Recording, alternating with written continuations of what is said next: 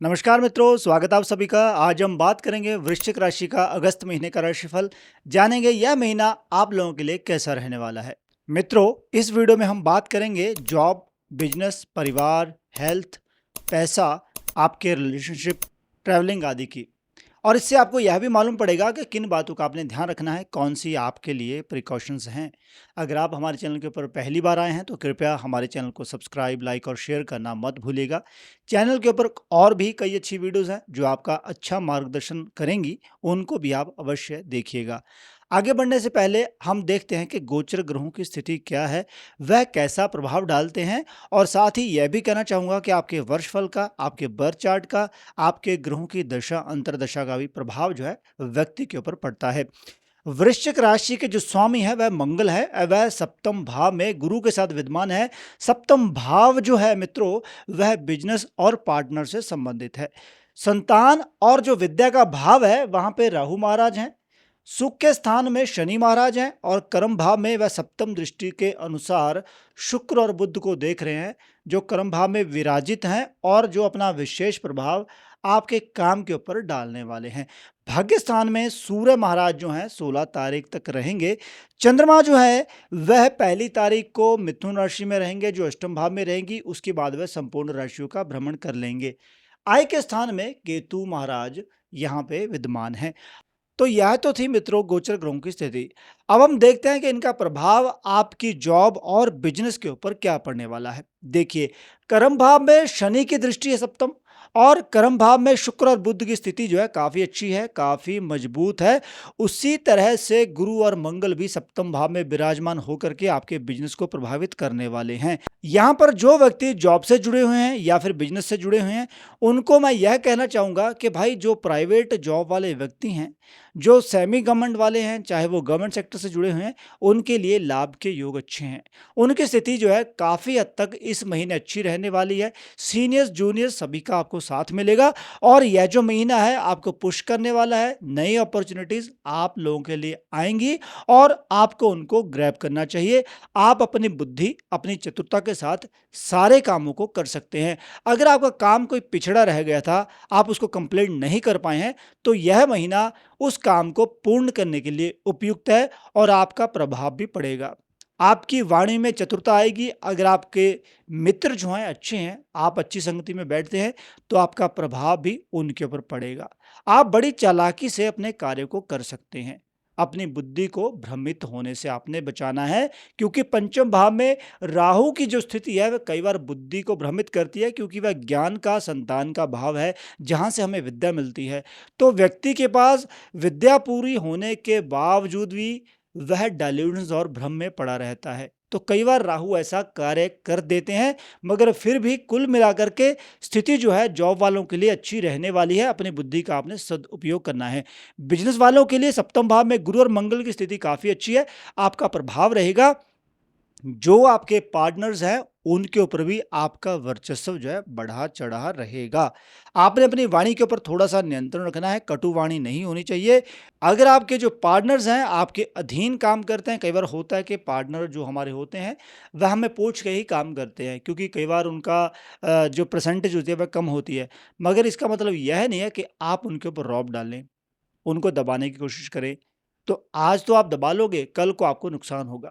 तो सहचार्य से चलना होगा, बराबरता से चलना होगा, क्योंकि साथ में गुरु भी बैठे हैं।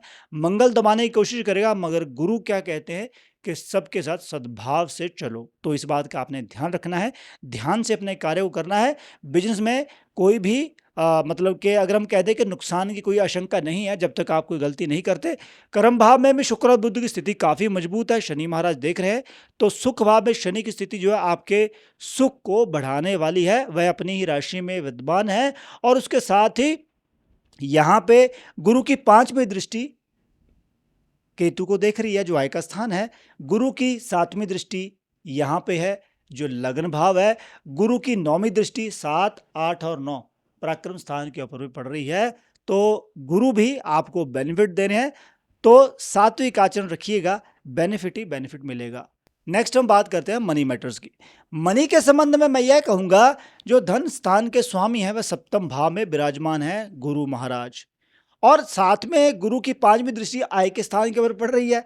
तो भाई अगर यहाँ पे, क्योंकि यह मारक स्थान भी है, दूसरा और सप्तम स्थान मारक है, तो कई बार बेनिफिट दे देते थे, नुकसान करवा देता है ऐसा स्वामी।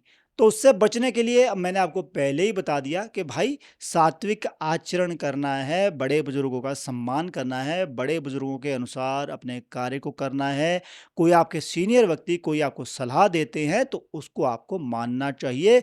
अगर आपका मन कई बार स्टॉक्स के संबंध में होगा, कई बार आपको लगेगा कि भाई जल्दी पैसा इकट्ठा करना है, कहीं आपको लगेगा कि जल्दी से कहीं से पैसा आ जाए, तो अगर आप धीरे धीरे आराम से चलोगे बेनिफिट अवश्य मिलेगा, क्योंकि गुरु की जो दृष्टि है वह 5वीं और 7वीं, जैसे मैंने आपको चर्चा करी है, वह बहुत अच्छी है। केतु भी एक से ज्यादा स्रोतों से धन कमाने के लिए सक्षम आपको करेंगे।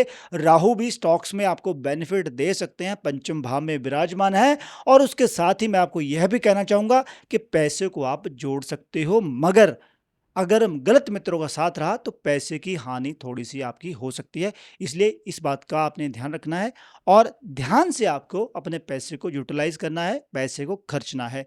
और यहाँ पे नेक्स्ट हम बात करते हैं भाई रिलेशनशिप की। अब रिलेशनशिप की 3 कैटेगरीज हैं। पहली कैटेगरी तो बैचलर्स की है, दूसरी बिजनेस वालों की है, तीसरी है जॉब वालों की। भाई जो बैचलर्स है वह जिसको प्यार करेंगे, जिसको सम्मान देंगे, उसके पीछे पीछे जाएंगे, उसके लिए वह कुछ भी कर सकते हैं अगर आपका रिलेशन इस महीने जुड़ता है। आप अपने रिलेशन को लंबा चलाने की कोशिश करेंगे। गोचर ग्रह तो यही बता रहे हैं, आप अपने रिलेशन को आगे बढ़ाने में भी तत्पर होंगे और प्यार सम्मान की जो आशा है दूसरा व्यक्ति आपसे कर सकता है, आप वैसी आशा के ऊपर खरे उतरेंगे। तो बैचलर्स वालों के लिए स्थिति काफी अच्छी है, संबंधों में आपके मजबूती अवश्य ही आएगी। जो व्यक्ति बिजनेस वाले हैं उनको बस अहंकार के ऊपर काबू रखना है, उनके रिलेशंस भी अच्छे चलेंगे। बिजनेस पार्टनर्स के साथ सहयोग करते हुए अपने बिजनेस को आगे बढ़ाने की सोचिए, ना कि पैसे कमाने की सोचिए। जो जॉब वाले व्यक्ति हैं उनके लिए भी स्थिति काफी अच्छी है। सीनियर जूनियर का साथ तो मिलेगा ही मिलेगा, मगर जो आपके साथ टीम वर्क करते हैं उनकी स्थिति भी काफी अच्छी है, उनको भी बेनिफिट मिलेगा और आपको भी बेनिफिट मिलेगा। और इस तरीके से आपका जो रिलेशनशिप है वह काफी मजबूत होगा। किसी पुराने संबंधी से, दोस्तों से, मित्रों से मुलाकात भी हो सकती है, उससे भी आपको बेनिफिट अवश्य ही प्राप्त होगा। और नेक्स्ट हम बात करते हैं परिवार की। परिवार के जो बड़े बुजुर्ग हैं उनके द्वारा दी गई सलाह, उनके द्वारा दिया गया कोई भी ऐसा फैसला आपको बेनिफिट दे सकता है। आस्था रखनी है परिवार के साथ। किसी धार्मिक यात्रा के ऊपर अगर आप जाते हो या फिर किसी भी तीर्थ स्थल के ऊपर अगर आप जाते हो, इससे भाग्य वृद्धि होगी और आपको बेनिफिट होगा। सूर्य जब भ्रमण करेंगे 16 तारीख को कर्म भाव में, तब भी आपको बेनिफिट हो सकता है। उससे पहले अगर कहीं पर जाने का मौका मिलता है परिवार के सदस्यों के साथ तो जाना चाहिए। अपने पार्टनर को, जो आपका वैवाहिक पार्टनर है, उसको दबाना नहीं है, उसकी बातों को सप्रेस नहीं करना है, उसकी बातों को वैल्यू करना सीखिए। अगर आप उनकी बातों को वैल्यू करोगे, आपका ही बेनिफिट है, आपको ही बेनिफिट होगा। और यहाँ पे धन सम्मान वर्चस्व की जो भावना है वह बढ़ेगी अगर आप ऐसा करेंगे। नेक्स्ट मैं बात करता हूं हेल्थ की। हेल्थ के संबंध में थोड़ा सा उदर विकारों की अगर हम चर्चा कर ले, गले संबंधी, फेफड़ों संबंधी, सर्दी खांसी और जुकाम जो है, ऐसी स्थितियां आपको घेर सकती हैं। इससे बचने के लिए आमतौर पे हमें जो है बासी खाना नहीं खाना है, फास्ट फूड आपको खाना नहीं है, हल्का व्यायाम जरूर करना है। और उसके साथ ही थोड़ा सा आपको, जैसे गर्म चीजें होती हैं, मौसम भी बदल रहा है, थोड़ा सा शहद का सेवन अगर आप करोगे तो आपके लिए वह अच्छा रहेगा। शहद में आप थोड़ा सा अदरक डाल सकते हो, इतना सा, बिल्कुल थोड़ा सा। उससे आपको राहत बहुत मिलेगी, आपके शरीर में गर्मी बनी रहेगी और आपके शरीर की जो ड्राई नेचर है उसमें भी आपको काफी ज्यादा निजात अवश्य मिलेगी अगर आपको खांसी जुकाम वगैरह हो चुका है। तो मित्रों, कुल मिलाकर के इसमें यही था। अब रह गया आपका यात्रा का। यात्रा के संबंध में थोड़ा सा ध्यान देना होगा। यात्रा की तैयारी हो जाएगी, अंत में यात्रा जो है वह किसी कारण अटक सकती है। तो इससे निजात पाने के लिए अपने अपने इष्ट देवी देवता का जाप करना, सुमिरन करना, उनका पाठ करके किसी यात्रा के ऊपर जाना, शुभ दिन में जाना, शुभ लक्षणों को देख करके यात्रा करना लाभदायक रहेगा। चाहे छोटी यात्रा है, चाहे विदेश के योग हैं। तो मित्रों, इस वीडियो में इतना ही। आशा करता हूं यह वीडियो आपको अच्छी लगी होगी। तो कृपया करके हमारे चैनल को सब्सक्राइब, लाइक और शेयर करना मत भूलेगा। चैनल के ऊपर जो दूसरी वीडियोस हैं उनको भी आप अवश्य देखिएगा। जल्दी मिलेंगे नई वीडियो में, तब तक के लिए नमस्कार।